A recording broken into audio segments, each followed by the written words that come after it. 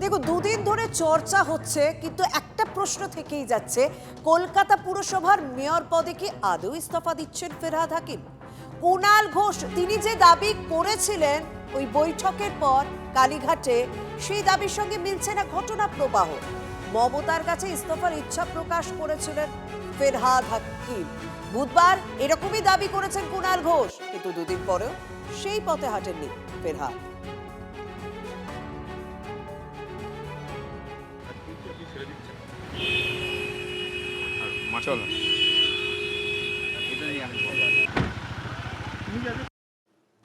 দেখলেন, কুণাল ঘোষ যে দাবি করেছিলেন সেই দাবির বিষয়টি কিন্তু আমরা ফিরহাদ হাকিমকে সরাসরি প্রশ্ন করেছিলাম, কিন্তু তিনি ইস্তফা প্রসঙ্গে মন্তব্য এড়িয়ে যাচ্ছেন।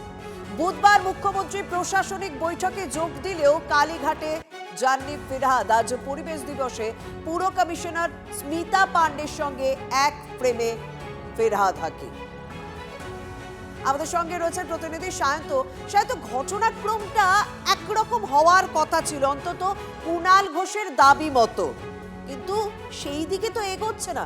বিষয়টা একটু পরিষ্কার করো তো। একদমই, দেখো, কুণাল ঘোষ, মমতা বন্দ্যোপাধ্যায় এবং ফিরহাদ হাকিম মিলিত যে বৈঠক হয়েছিল সেখান থেকে বেরিয়েছে। কুণাল ঘোষ দাবি করেছিলেন যে ফিরহাদ হাকিম ইস্তফা দেওয়ার ইচ্ছা প্রকাশ করেছেন, দলীয় সুপ্রিমো মমতা বন্দ্যোপাধ্যায় তাতে মান্যতা দিয়েছেন। কিন্তু গত দুদিনের কিন্তু প্রেক্ষাপটটাই পুরো বদলে গিয়েছে। দেখা যাচ্ছে শুভেন্দু অধিকারী, মুখ্যমন্ত্রী শুভেন্দু অধিকারীর সঙ্গে প্রশাসনিক বৈঠকে যোগ দিলেন ফিরহাদ হাকিম। পাশে নিয়ে বসে মেয়র সাহেব এই কথাটা উল্লেখ করে শুভেন্দু অধিকারী ফিরহাদ হাকিমের সঙ্গে কথা বললেন এবং তার কী কোথায় কোথায় সমস্যা হচ্ছে, কী কাজ বাকি সেটা নিয়ে বিষয়ে কথা বললেন। ফিরহাদ হাকিম কী কাজ করতে পারছেন না সেটাও তিনি জানালেন মুখ্যমন্ত্রী শুভেন্দু অধিকারীকে। এবং গতকাল আরও একটি গুরুত্বপূর্ণ বিষয়, গতকাল ফিরহাদ হাকিমকে দেখা গেল পুরসভার কমিশনারকে ডেকে নিতে, তার সঙ্গে কথা বলতে। এবং আজকের ছবিটা কিন্তু আরও গুরুত্বপূর্ণ এবং প্রাসঙ্গিক, কারণ স্মিতা পান্ডে ফিরহাদ হাকিমের বাড়ির সামনে এলেন, যেটা তার সূচিতে ছিল না। ফিরহাদ হাকিমের বাড়ির সামনে এলেন স্মিতা পান্ডে, ফিরহাদ হাকিমকে ডেকে নিলেন এবং চেতলা সেন্ট্রাল পার্কে গিয়ে একসঙ্গে তারা বৃক্ষরোপণ কর্মসূচিতে যোগ দিলেন।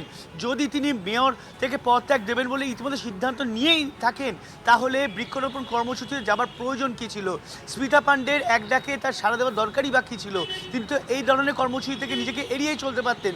অর্থাৎ কোথাও না কোথাও মেয়র কি আদৌ নিজের পথে পদত্যাগ করবেন, এইটা বিষয়টা কিন্তু এখনও ঝুলে থাকলো। এখনও সংশয় রয়েছে রাজনৈতিক মহল যে ফিরহাদ হাকিম কি আদৌ পদত্যাগ করছেন, করলে কবে করছেন, আজকে করছেন নাকি সোমবার করছেন, আর যদি না করে থাকেন তাহলে কারণটা কি? আমাদের নজর থাকছে, কিন্তু আমাদের দর্শকদের একবার শুনিয়ে দেবো।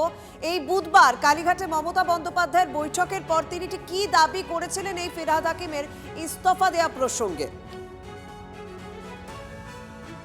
কলকাতার মহানাগরিক ফিরহাদ হাকিম তিনি মমতা বন্দ্যোপাধ্যায় আমাদের দলনেত্রীর কাছে বারবার ইস্তফা দেওয়ার ইচ্ছা প্রকাশ করেছিলেন। বলেন যে এত ডিফাঙ্ক্ট হয়ে আছে, কাজ করা যাচ্ছে না। এবং আজকের নবান্নের যে প্রশাসনিক সভা, সেখানেও যে আলোচনা হয়েছে তাতে বলা হচ্ছে কলকাতা পুরসভা ডিফাঙ্ক্ট। ফিরহাদ হাকিম তিনি চাইছেন একটি সসম্মানে ইস্তফা এর প্রেক্ষিতে তাকে মেয়র পদ থেকে ইস্তফা দেওয়ার অনুমতি দিয়েছেন মমতা বন্দ্যোপাধ্যায়।